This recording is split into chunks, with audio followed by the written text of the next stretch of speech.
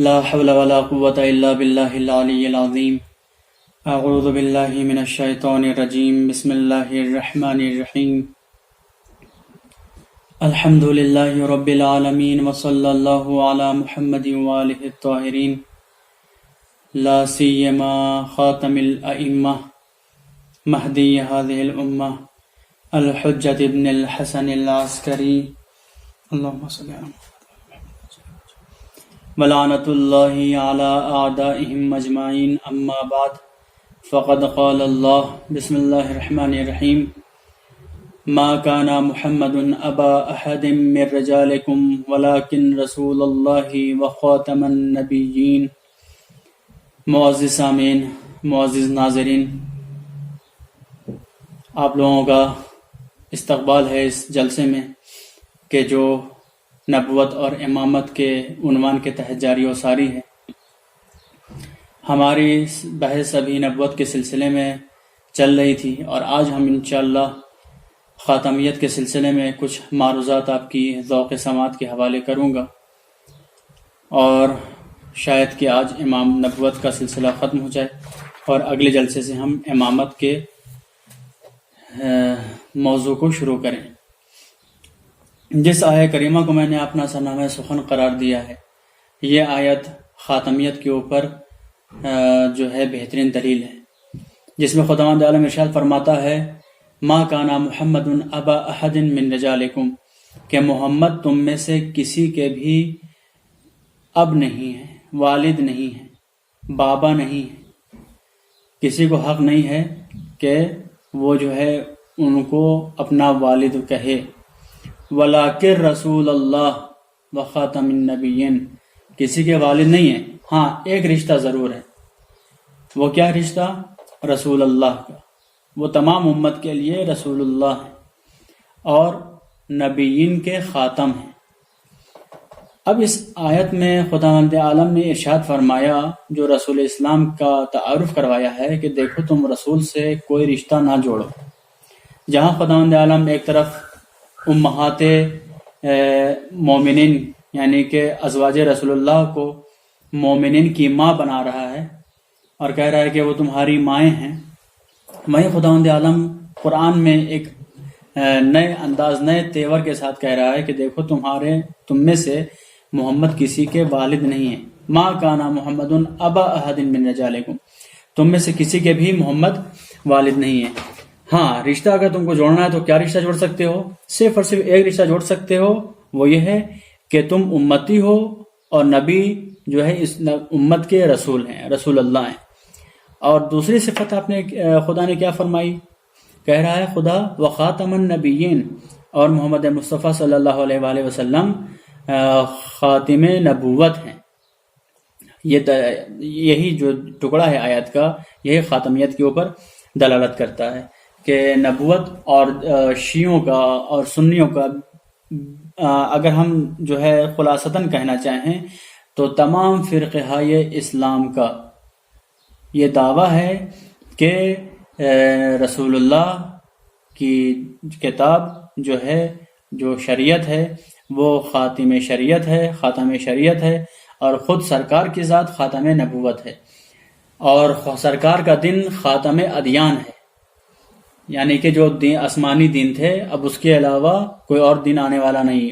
نبی کے شریعت کے علاوہ کوئی دوسری شریعت آنے والی نہیں، نبی کے علاوہ کوئی دوسرا نبی آنے والا نہیں ہے.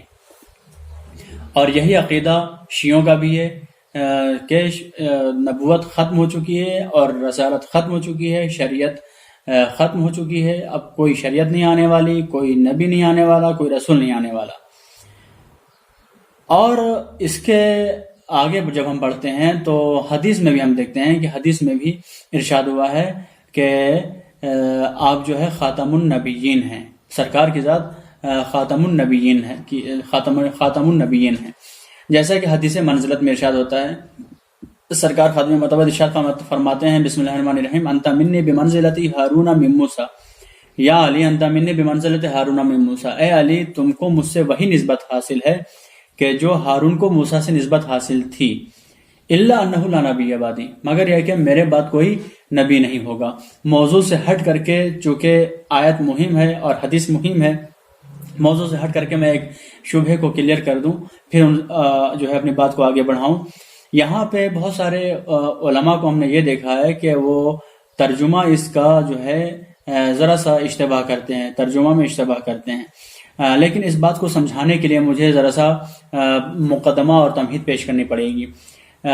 استثناء، مستثنی منہ، مستثنیٰ یا عربی میں کیا ہوتا ہے، مختصر دورانیہ میں آپ کو اس کو فوراً جو ہے حل کرنے کی کوشش کروں گا۔ جیسے کہ اگر میں یہ کہوں کہ تمام ممالک نے شرکت کی کسی کانفرنس میں، مثلا کسی جلسے میں تمام ممالک نے شرکت کی سوائے ہندوستان کی، تو اس کو کہتے ہیں، ایسے جملے کو کہتے ہیں جملہ استثناء، جس میں استثناء پایا جائے۔ مطلب کیا ہوا، تمام ممالک نے کسی جلسے میں شرکت کی لیکن ہندوستان نے شرکت نہیں کی۔ اسی طریقے سے تمام ٹیلی ویژن چینلز نے فلاں پروگرام کو نشر کیا سوائے فلاں چینل کے۔ اس کا مطلب کیا ہوا کہ تمام چینل نے فلاں نیوز کو دکھایا لیکن ایک خاص چینل تھا جس نے اس نیوز کو نہیں دکھایا۔ تو ان دونوں مثال میں تمام ممالک نے شرکت کی مگر ایک ہندوستان نے۔ تو ہندوستان کیا ہے، اس میں ہندوستان کا استثناء کیا جا رہا ہے۔ ادات استثناء کیا ہے، سوائے، جس کو ہم عربی میں الا لگاتے ہیں، اور مستثنی منہ کیا ہے، تمام ممالک۔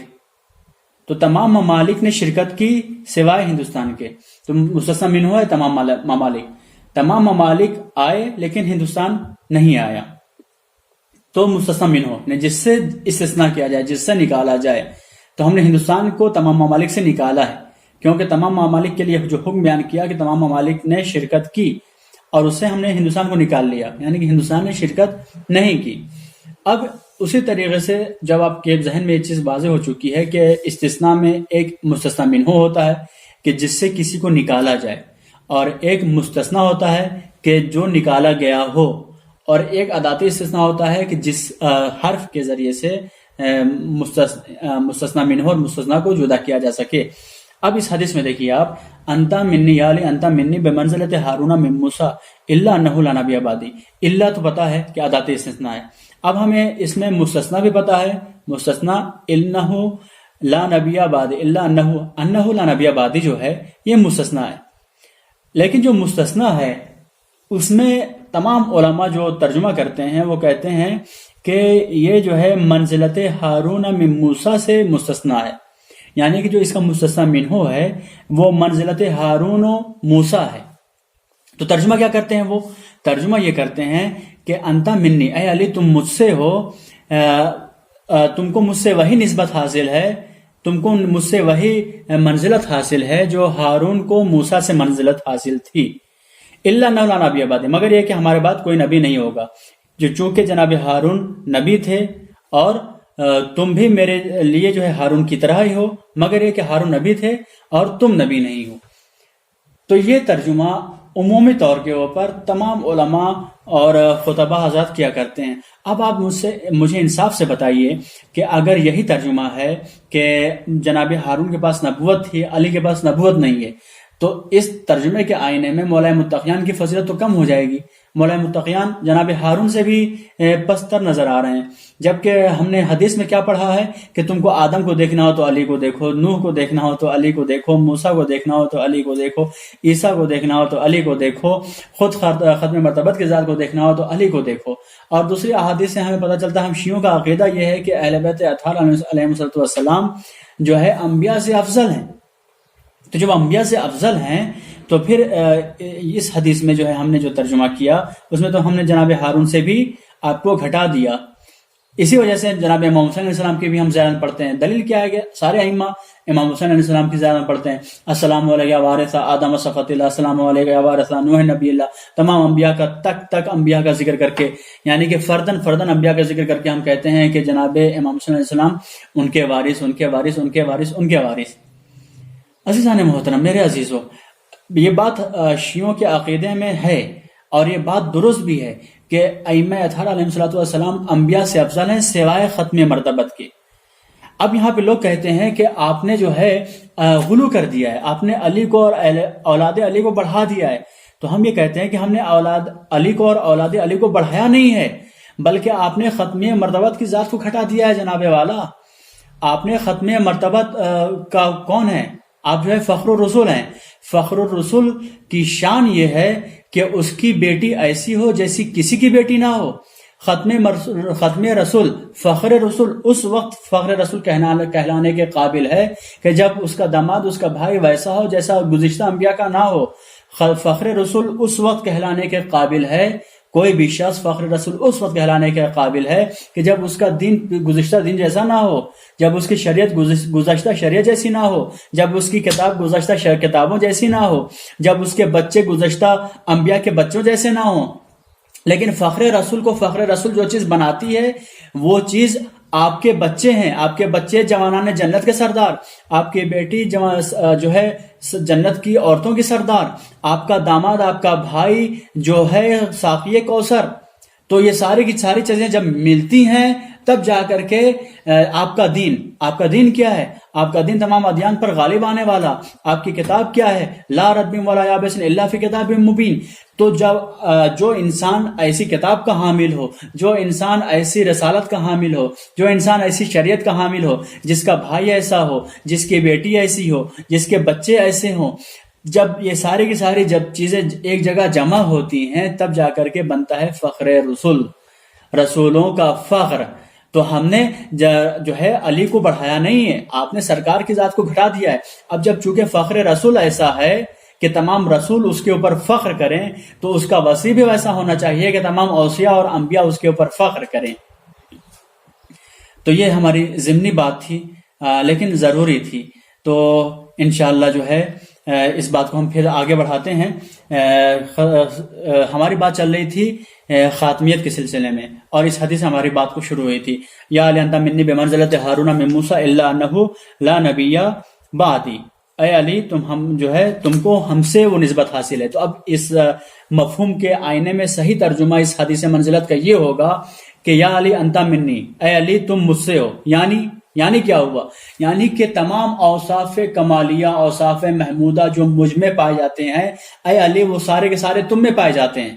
یعنی کہ جس طرح سے نبی کے لیے ضروری ہے کہ تمام اوصاف محمودہ یعنی کہ اچھی صفتیں اس میں پائی جائیں، وہ ساری صفتیں تم میں بھی پائی جاتی ہیں. انت منی یعنی کہ تمام کمالات جو میرے پاس ہیں وہ تمہارے پاس بھی ہیں. اب یہ ہے مستثنی منہ الا انہ لا نبی بعدی.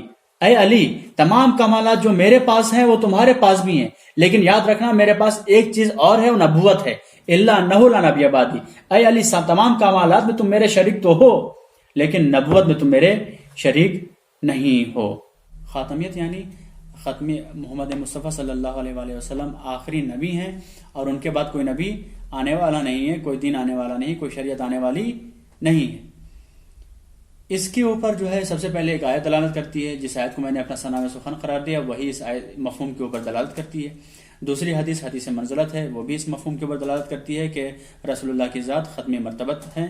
اور دو چیزیں دلالت کرتی ہیں.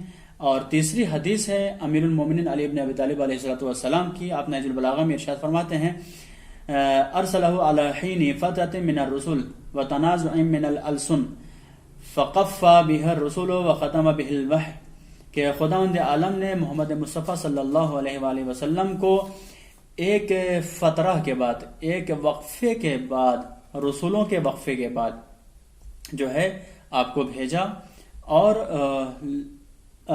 وتنازع من الالسن، اور زبانوں میں تنازع کے بعد جو ہے ایک رسول کو بھیجا.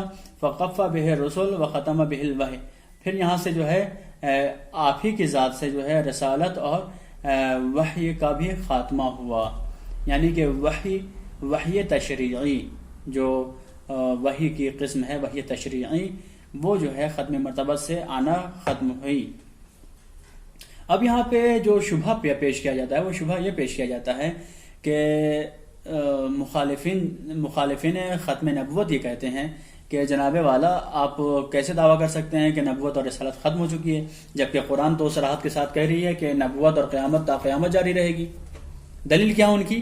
دلیل ایک آیت پیش کرتے ہیں. وہ جو آیت پیش کرتے ہیں بسم اللہ الرحمن الرحیم یا بنی آدم اما یأتینکم رسل منکم یقصون علیکم آیاتی فمن اتقى واصلح فلا خوف علیہم ولا هم یحزنون. سورہ اعراف کی یہ 35ویں آیت ہے کہ جس کو ختمی نبوت کے منکرین اپنے مدعا کے اوپر دلیل بنا کر کے پیش کرتے ہیں. دلیل آیت کا ترجمہ کیا ہے؟ یا بنی آدم، اے اولاد آدم، اما یاتینکم رسول منکم، یا تمہارے پاس نبی آئے، رسول آئے، یقصون علیکم، آتا ہے، رسول آتا ہے تمہارے پاس، یقصون علیکم آیاتی، کہ جو تمہارے اوپر ہماری آیات کو قصے کی شکل میں بیان کرتا ہے. قصہ یعنی بیان کرنا، جو ہماری آیات کو تمہارے لیے بیان کرتا ہے.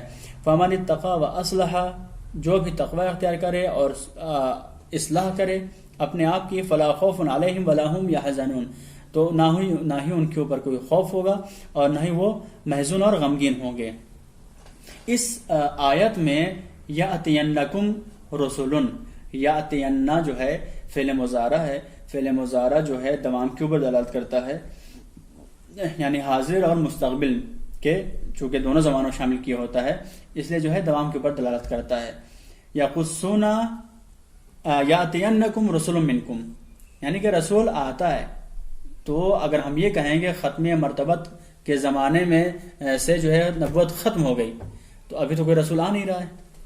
جبکہ قرآن کیا کہہ رہا ہے؟ یاتینکم رسول منکم، کہ رسول آتا ہے تمہارے پاس، اور یہ دوام ہونا چاہیے اس میں، ابھی تک دوام ہونا چاہیے، تا قیامت دوام ہونا چاہیے اس میں، تا قیامت رسول کو آنا چاہیے، کوئی نہ کوئی رسول ہونا چاہیے. دوسرا صیغہ ایک اور آ رہا ہے، یقصون علیکم آیاتی، جو ہماری آیات کی تلاوت کرتے ہیں. تو ابھی سرکار کے جانے کے بعد سے کون ہے ہمارے لیے جو قرآن کی آیت کی تلاوت کرے؟ یہ دلیل پیش کرتے ہیں کون حضرات؟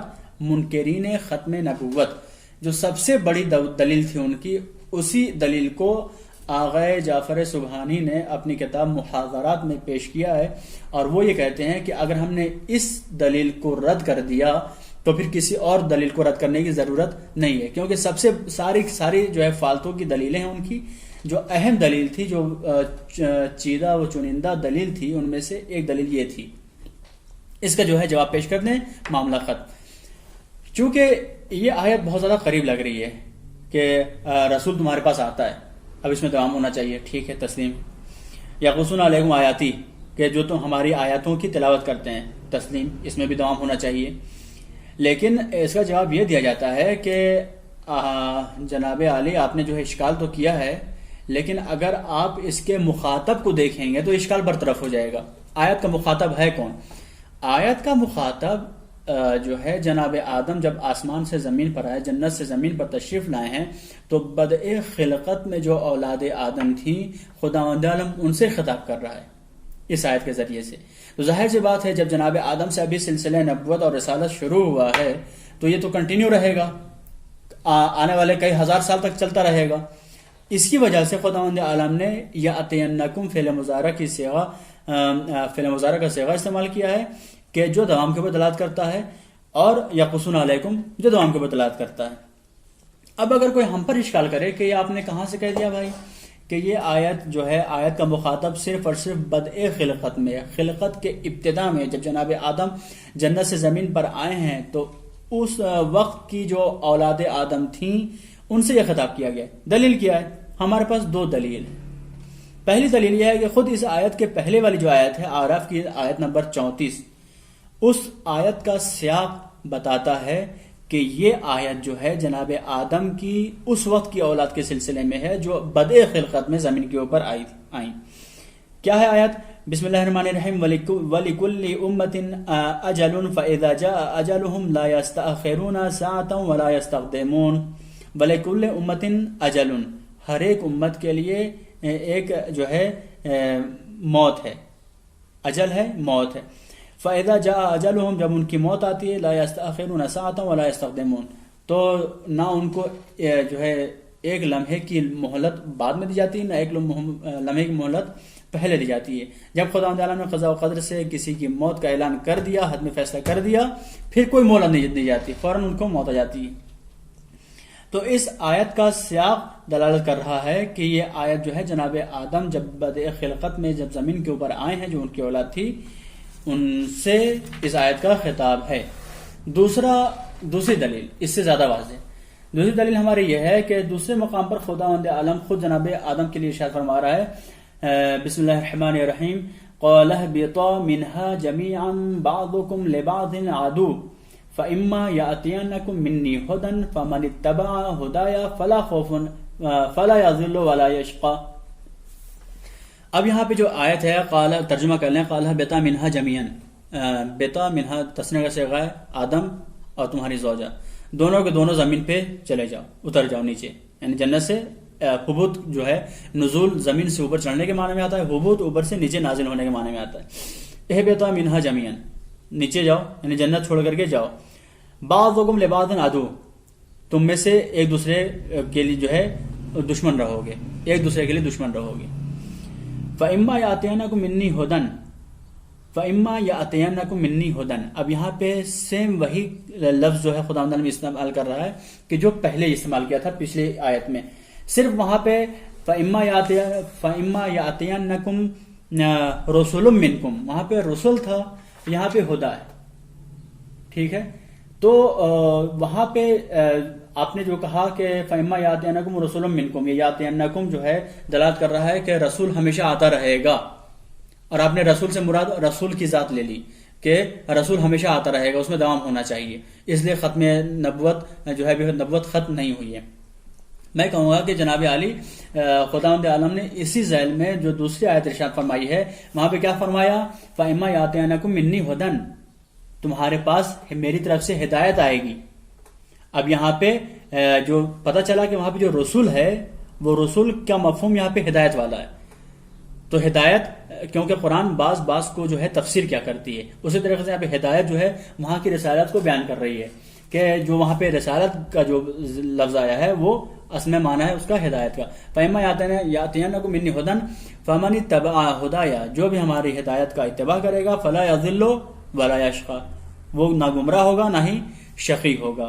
یا سیم اسی طرح سے مفہوم وہاں پہ بھی تھا، کیا تھا؟ فلا خوف علیہم ولا هم يحزنون، نہ ان کے اوپر خوف ہوگا نہ ہی کوئی ان کے اوپر حزن ہوگا۔ تو ٹھیک ہے، یہ ہم نے سوال دیکھ لیا۔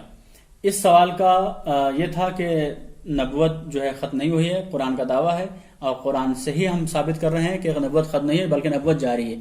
تو جس کا ہم نے جواب پیش کیا خود قرآن کی اسی آیت کی پہلی والی آیت سے اور ایک دوسری آیت سے کہ نبوت ختم ہو چکی ہے، نبوت میں دوام نہیں ہے، ختم مرتبت محمد مصطفیٰ صلی اللہ علیہ وآلہ وسلم کی ذات آخری نبی کی شکل میں زمین پر آئی، اور اس کے بعد سے کوئی نبی نہیں ہے۔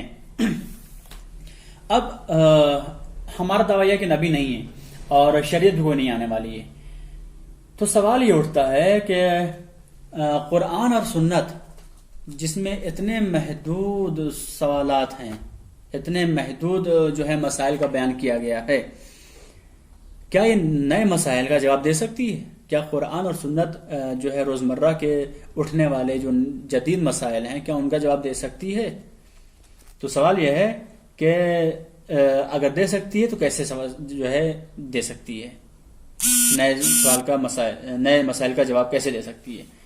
تو اس کے جواب میں ہم عرض کریں گے کہ شریعت اسلامی کا جاویدانی ہونا چند مسائل کے اوپر منحصر ہے، یعنی کہ جب ہم کہتے ہیں کہ شریعت اسلامی جاویدانی ہے تو اس کی دلیل ہمارے پاس کیا ہے؟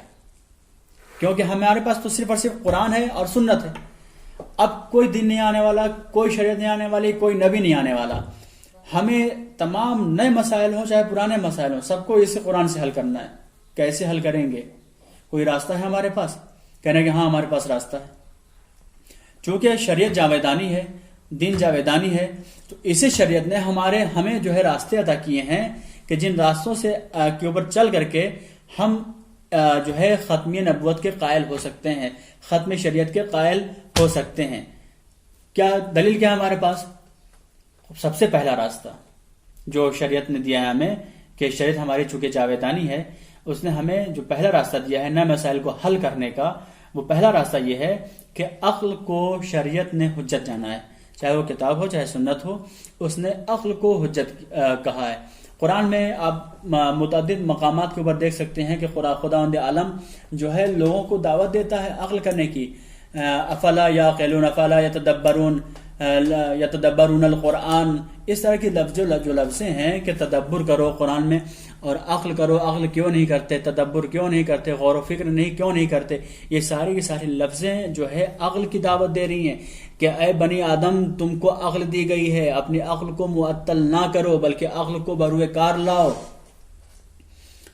تو جو ہم یہ کہہ رہے ہیں کہ شریعت گرچہ ہمارے پاس نئے جواب نہیں ہیں، نئے مسائل اٹھیں گے تو ان کا جو ہے قرآن میں آپ جو ہے ظاہراً تو یہ لگتا ہے کہ قرآن میں اس کا جواب موجود نہیں ہے، حدیث میں اس کا جواب موجود نہیں ہے، لیکن قرآن اور سنت نے ہمیں ایک تھیوری دے دی ہے کہ تمہاری عقل تمہارے لیے حجت ہے۔ قرآن اور شریعت کو ایک پاس رکھو، نئے مسائل کو اس کے آئینے میں دیکھو، خود بخود تمہیں اس نئے مسائل کا جواب نظر آ جائے گا۔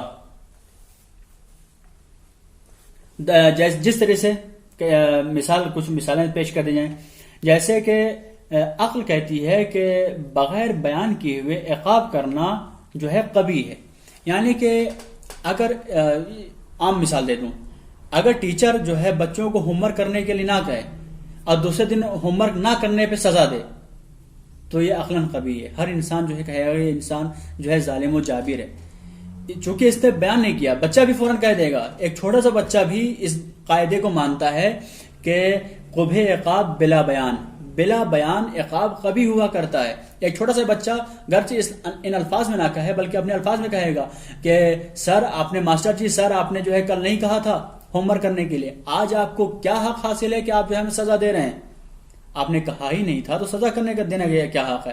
تو یہ ایک جو ہے عقلی حکم ہے۔ اب اس عقلی حکم کے ذریعے سے ایک شرعی حکم ہم نکال لیتے ہیں۔ کیا شرعی حکم نکالتا ہے کہ اگر کہیں پہ کسی چیز کو واجب یا حرام نہ کیا گیا ہو تو وہ ہمارے لیے نہ واجب ہے نہ حرام ہے۔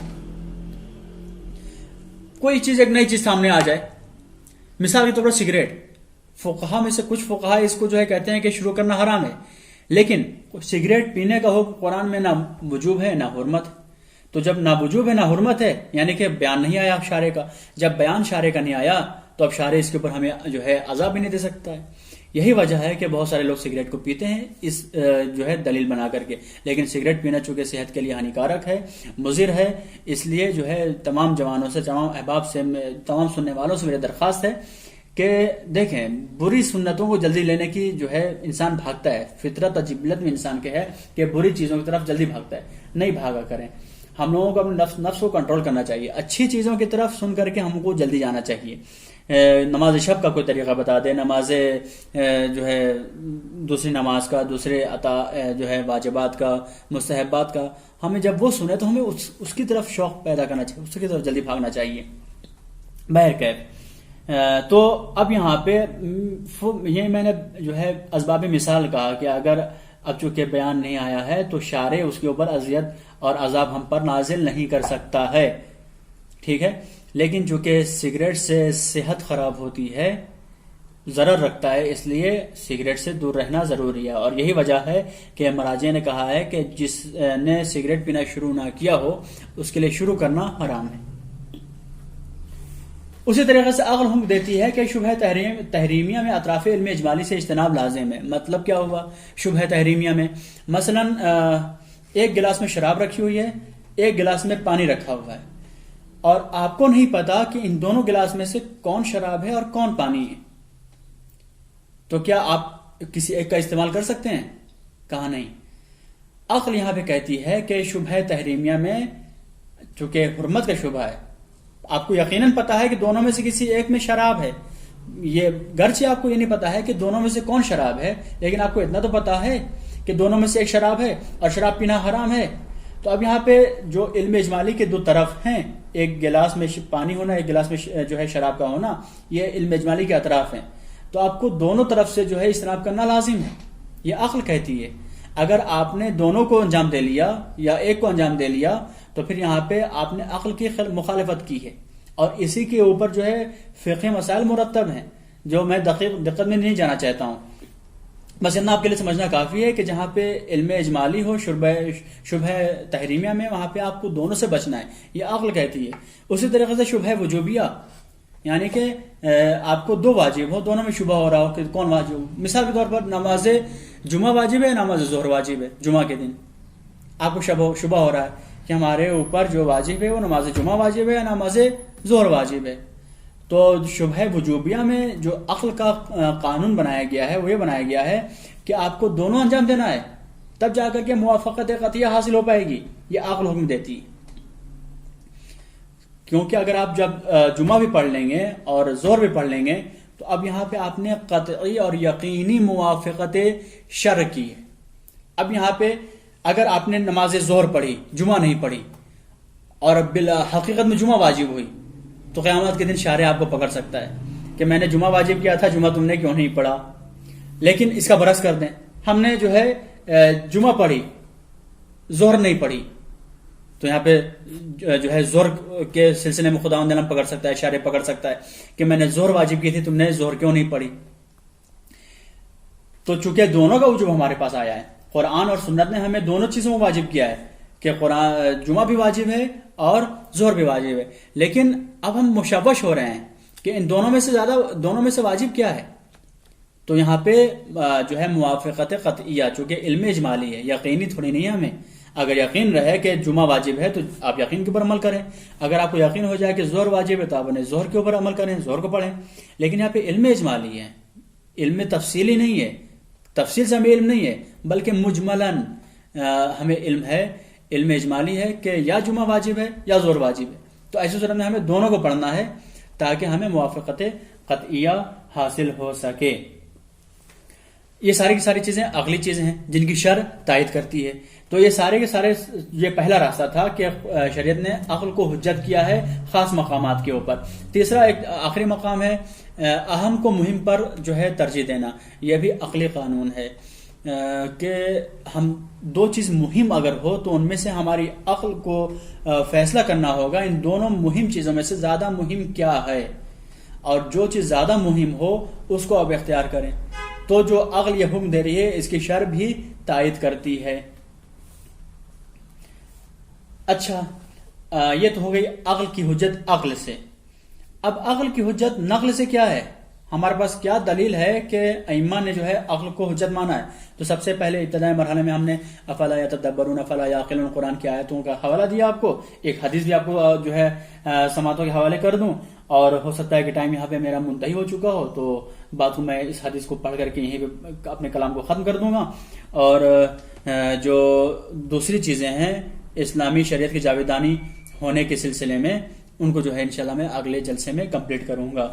آخری چیز جو حدیث ہے، امام موسیٰ کاظم علیہ السلام ارشاد فرماتے ہیں مخاطبا تلمیذہ ہشام بن الحکم، امام جو ہے امام موسیٰ کاظم علیہ السلام اپنے شاگرد خاص متکلم بزرگ، متکلم دوران حضور ائمہ علیہ السلام جو ہشام بن حکم ہے، ہشام بن حکم سے امام فرماتے ہیں ان للہ علی الناس حجتین، اے ہشام اللہ کے لیے لوگوں کے اوپر جو ہے دو حجتیں ہیں، دو حجتیں ہیں یعنی دو دلیلیں ہیں، دو برہان ہیں۔ کیا کیا؟ حجت ظاہرۃ و حجت باطنۃ، ایک حجت جو ہے ظاہری حجت ہوا کرتی ہے اور ایک حجت باطنی حجت ہوا کرتی ہے۔ فاما الظاہرۃ فالرسل والانبیاء والائمہ، جو اللہ کی ظاہری حجتیں ہیں جو دکھ کر کے آتی ہیں، جو سامنے نظر آتی ہیں، وہ تین ہیں، انبیاء ہیں، رسول ہیں، ائمہ علیہ السلام، یہ خداوند عالم کی ظاہری حجتیں ہیں۔ وَأَمَّا الْبَاطِنَةُ فَالْعُقُولُ، لیکن جو خدا کی باطنی حجت ہے وہ ہر انسان کی عقل ہے، جہاں پہ شریعت پہنچ نہ سکے وہاں بھی عقل جو ہے کچھ چیزوں کو بیان کرتی ہے، اور اسی وجہ سے جو ہے کہا گیا ہے کہ اگر کوئی انسان ایسے دیہات میں زندگی گزار رہا ہو جہاں پہ نہ کسی نبی کا جو ہے چرچا ہو، نہ کسی سنت کا چرچا ہو، نہ کوئی کتاب آئی ہو، نہ رسول آیا ہو، کوئی ہدایت کی چیزیں نہ ہو، پھر بھی خداوند عالم اس کا مؤاخذہ کرے گا اس کی عقل کی بنیاد پر، چونکہ خداوند عالم نے اس کو عقل دی ہے۔ کسی انسان کو خداوند عالم نے عقل کے بغیر نہیں چھوڑا ہے، اور عقل کے تحت خداوند عالم اس کا مؤاخذہ کرے گا، اور ہر عقل جو ہے خداوند عالم کے وجود کے اوپر دلالت کرتی ہے، نبوت کے وجود کے اوپر دلالت کرتی ہے، معاد کے وجود کے اوپر دلالت کرتی ہے۔